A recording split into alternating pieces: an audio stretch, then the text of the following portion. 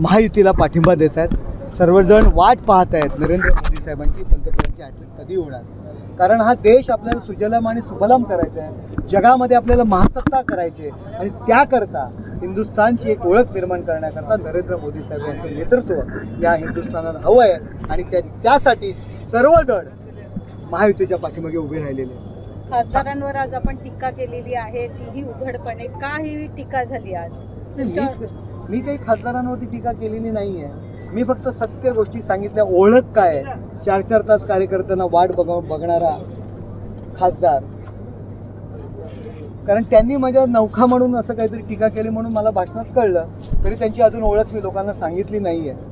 त्यांची ओळख जेव्हा मी लोकांना सांगेल तेव्हा खरी ओळख लोकांना कळेल. कारण लोक त्यांना ओळखून आहेत. माझी ओळख हे माझ्या पाठीमागे असणारे पदाधिकारी आणि कार्यकर्ते. रमेश दादा माझ्यासाठी या ठिकाणी येतात, कार्यकर्त्यांचा मेळावा लावतात, की ज्यांनी 2 वेळा त्यांच्यासाठी मेळावा लावला होता ते आज रमेश दादा माझ्यासाठी या ठिकाणी मेळावा लावतात. ही माझी ओळख आहे. अकार्यक्षम ठरलेत का?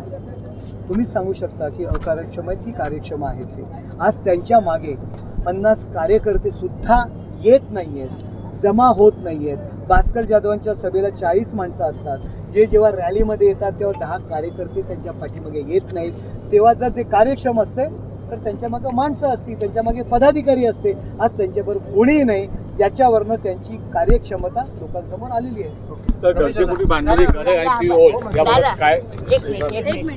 गरजेपोटी बांधलेली घरं आणि पीओ सिडको पीओ या संदर्भात काय? नक्कीच नवी मुंबईकरांवरती स्थानिक पोलिसांवरती अन्याय होणार नाही. माननीय मुख्यमंत्र्यांनी हा विषय हाती घेतलेला आहे आणि नक्कीच नवी मुंबईकर. कारण आपण शासन कोणासाठी चालवतो? लोकांसाठी चालवतो, लोकांच्या फायद्यासाठी चालवतो. लोकांना त्रास देण्यासाठी शासन नाही आहे. त्यामुळे लोकांचं नुकसान होणार नाही, लोकांना त्रास होणार नाही, अशा पद्धतीने निर्णय होणार.